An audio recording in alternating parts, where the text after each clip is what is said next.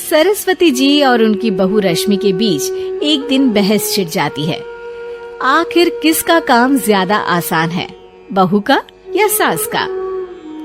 माँ जी, सास को काम ही क्या है, आपके सारे काम उंगलियों पे तो हो जाते हैं। कुछ भी। हाँ, हिसाब तो उंगलियों पे ही हो जाता है ना।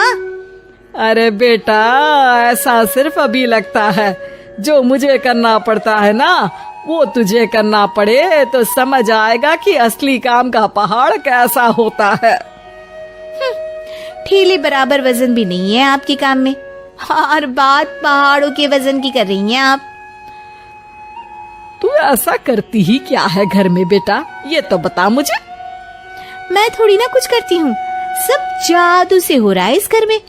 अरे एक दिन मेरा काम करोगी तो समझ आएगा। Okay okay, shut up. कल से मैं घर के काम करूंगी और तू मेरी जगह हर चीज का हिसाब रखना, ठीक है? ठीक है, ये भी कर लेते हैं। ये सास बहू की डील के बारे में रश्मि के पति अमन को नहीं पता था और ना ही अमन के पिताजी सुरेश जी को। पर गेहूं के साथ साथ जैसे घुन भी पिस जाता है, ये दोनों भी पीसने वाले थे। सुबह अमन उठकर रेडी होता है ऑफिस जाने के लिए, तो पता है उसके कपड़े नहीं निकले हुए हैं। अरे रश्मि, तुमने मेरे कपड़े नहीं निकाले? अपनी माँ से पूछो ना, उन्हीं का काम है ये। अमन अपनी माँ के पास जाता है। अब मेरे कपड़े आज आप देने वाले हो क्या माँ? हाँ, देना तो मुझे ही चाहिए, पर तेरी बहू ने कपड़े धोने ही नहीं डाले, तो कोई भी धुला हुआ कपड़ा नहीं है बेटा। हैं? ऐसा क्यों? कपड़े तो धोने आप ही देते हो ना माँ? अरे बहू ने तुझे बताया नहीं, अब हम अदल बदल गए हैं, मैं अब बहू और तेरी बीवी सास। अमन परेशान हो गया। वो बिना इस्त्री के कपड़े पहनकर ऑफिस चला गया। सरस्वती जी अपने घुटने के दर्द के कारण झुककर घर साफ नहीं कर पा रही थी और ना ही खाना बनाना याद रख पाई। उधर रश्मि पहले ही दिन घर की चाबी घुमा चुकी थी और 300 रुपए का हिसाब अलग नहीं मिल रहा था। पर दोनों का ही घमंड कैलाश पर्वत से भी बड़ा था और दोनों ही खेमे एक दूसरे की बात मानने को बिल्कुल तैयार नहीं थे। शाम को जब सुरेश जी और अमन खाना खाने बैठते हैं तो सरस्वती जी उनके सामने गाजर और पपीते लाकर रख देती हैं। अरे माँ, ये क्या है? ख्याली पुलाव के साथ सलाद। माँ जी खाना बनाना भूल गई लगता है।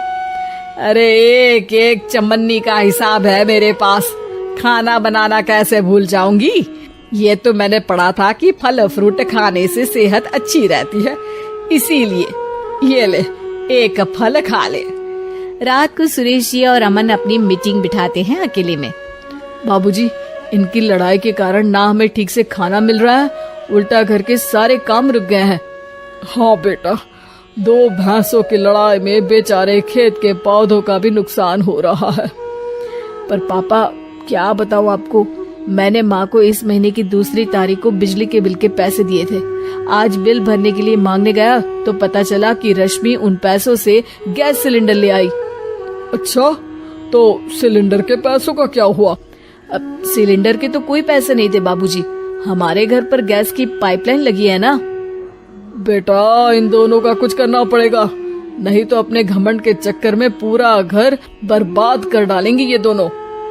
अमन और सुरेश जी काफी सोच विचार के बाद एक निष्कर्ष पर पहुंचते हैं। रात ही को दोनों अपनी पत्नियों की अलमारी से नई साड़ी निकालते हैं और सुबह जब रश्मि और सरस्वती जी उठते हैं तो देखते हैं कि दोनों पति साड़ी पहनकर चढ़ाव पर सब्जियां काट रहे हैं। अरे ये सब क्या हो रहा है? क्या हो रहा है मतलब? आप दोनों अदल बदल हो सकते हो तो हम क्यों नहीं? अरे क्या मतलब?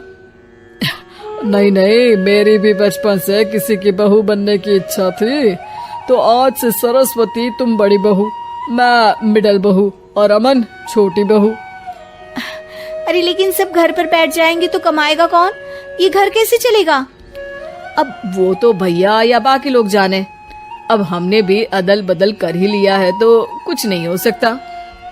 रश्मि और सरस्वती जी को समझ में आ जाता है कि उन दोनों की आपस की डील की वजह से इन दोनों को बहुत तकलीफ हो रही है और उनके ईगो ने दूसरों को कितनी यातनाएं दी है। अब असल में माँ जी आप सही थी, सास बनना बहुत मुश्किल है। अरे हाँ बेटा, और तू भी, मुझसे तो नहीं हो पाया सब घर के काम, वापस बदल ले क्या? हाँ हाँ बिल्कुल माँ जी, और अब आप दोनों भी बदल लीजिए, कोई आ गया तो आप दोनों को देखकर क्या सोचेगा। अच्छा है, आप दोनों के समझ में ये बात तो आई, मैं फटाक से कपड़े बदल लेता हूँ। अरे रुक जा बेटा, एक फोटो ले लेती हूँ तेरी, मेरी बेटी होती तो तेरे जैसी ही दिखती साड़ी में। और मेरा फोटो नहीं लोगी?